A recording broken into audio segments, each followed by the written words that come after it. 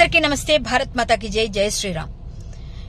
ఈరోజు ఒక వెధవ ఎక్కడో కూర్చొని భారతీయులందరినీ చాలా నీచంగా మాట్లాడుతున్నాడు. ఆ వెధవ పైన ఈరోజు ఉదయం నుంచి కష్టపడి ఇన్ని పేపర్లతో కంప్లైంట్ ఇచ్చి ఈరోజు ఇదిగోండి ఎక్నాలజ్మెంట్ తెచ్చుకున్నాను. రేపు ఉదయాన్నే ఎఫ్ఐఆర్ కూడా వస్తుంది. వాడికి బుద్ధి రావాలంటే మనందరం చేయాల్సిన పని ఏంటో తెలుసా? వాడిని సబ్స్క్రైబ్ చేసిన వాళ్ళందరూ కూడా సబ్స్క్రైబ్ చేసిన వాళ్ళందరూ కూడా మరొక్కసారి ఆలోచించుకోండి. మీరు ఇచ్చిన ప్రతి సబ్స్క్రైబ్ చేసిన ఒక్కొక్క బటన్ ఏదైతే ఒత్తారో ఒక్కొక్క లైక్ వాడికి డబ్బులు తెచ్చి పెడుతుంది. ఆ డబ్బులు మదంతో ఈ రోజు భారతీయులందరినీ నీచంగా మాట్లాడుతున్నాడు. భారతదేశాన్ని తప్పు పడుతున్నాడు.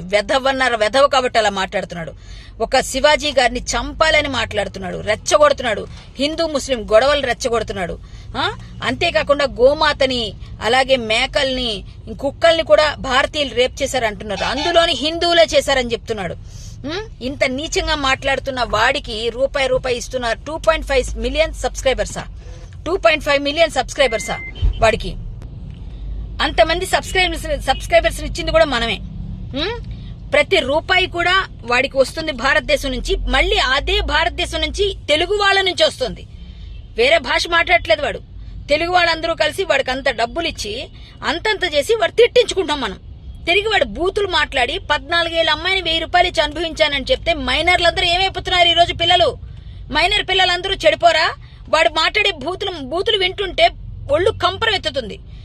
మన సీతామాతని ద్రౌపది మాతని రేపులు అయ్యాయని చెప్పి మాట్లాడుతున్నాడు. వీడేమో చూశాడా వెధవ? మన పవిత్రమైన భారతదేశ సంస్కృతిని ఎంత నీచంగా మాట్లాడుతూ నేను భారతీయుడిని, నేను ట్యాక్స్ పేయర్ని అంటున్నాడు. ఎవరికరా ట్యాక్స్ పే చేస్తున్నావు నువ్వు? తీసుకుంటున్న ప్రతి రూపాయికి భారతదేశం వాళ్ళందరూ కూడా నీకు లైకుల రూపంలో వేస్తున్న ఒక ముష్టికి నువ్వు ముష్టి వేస్తున్నావు. మేమందరం కలిసి నీకు ఆ ముష్టి ఏరుకొని దాని తాలూకా డబ్బులన్నిటికీ కూడా ట్యాక్స్ పే చేస్తున్నావురా? నువ్వు ఇండియన్ ఆర్మీకి ఇచ్చావా? లేకపోతే ఇంకేమైనా గవర్నమెంట్ కి ఏమైనా సేవల కోసం ఇచ్చావా? అంబులెన్సులు తీసుకొచ్చావా? లేకపోతే హాస్పిటల్స్ కట్టించావా? వాటర్ ట్యాంకులు కట్టించావా? ఎదవా తిరిగి మాట్లాడుతున్నావు అట్నుంచిటు. మళ్ళీ భారతీయులందరినీ కూడా నువ్వు ఈరోజు సీతామాతను అనేటి వాడివిరా? మా భారతీయులందరికీ కూడా సంస్కృతి సంప్రదాయాల గురించి నేర్పిస్తావరా నువ్వు? చీరలు ఎలా కట్టుకోవాలి, ఎలా ఉండాలని చెప్తావరా నువ్వు? మనిషివేనరా? అన్నం తింటున్నావు, గడ్డి తింటున్నావరా నోటికి?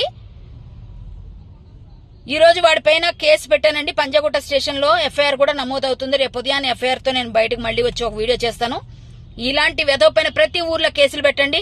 ప్రతి దగ్గర కూడా వీడి ఇండియాకి రావాలి. వీడిని మామూలుగా ఉండకూడదు. వీడికి పనిష్మెంట్. ఇండియాకి రావా? నువ్వు ఎక్కడి నుంచి వెళ్ళావురా? నువ్వేమైనా ఆకాశం నుంచి ఊడిపడ్డావా? భారతదేశం అంటే నా మాతృభూమి అని చదువుకోలేదురా? నీ మాతృభూమి గురించి ఇలా మాట్లాడతావురా? కనీసం సిగ్గులేని వెధవా? ఇంత నీచంగా మాట్లాడతావురా నువ్వు? ఒకటే మాట చెప్తున్నా, నిన్ను తిట్టకూడదు అని ఎవరైనా అనుకుంటే ఈ మాటలు విన్న వాళ్ళు తిట్టకపోతే పాపం వస్తుంది. నిన్ను తిట్టకుండా ఎవరుండలేరు. ఎందుకంటే నువ్వు మాట్లాడే బూతులు అంత వరస్ట్గా ఉన్నాయి. ప్రతి పిల్లలు చెడిపోయేలా ఉన్నాయి. ప్రతి ఆడదానికి సిగ్గుతో తలదించుకునేలా ఉన్నాయి. ఇదా నీ సంస్కారం? ఒకటే మాట చెప్తున్నా, మార్చుకో పద్ధతి. ఇండియాకు రాకుండా అయితే నువ్వు కష్టం. ఖచ్చితంగా రప్పిస్తారు.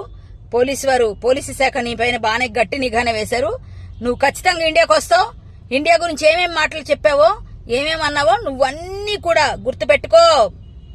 కర్మ ఖచ్చితంగా నీకు రిటర్న్ అవుతుంది. ఇది గుర్తుపెట్టుకో. జై శ్రీరామ్. భారత్ మాతాకి జై.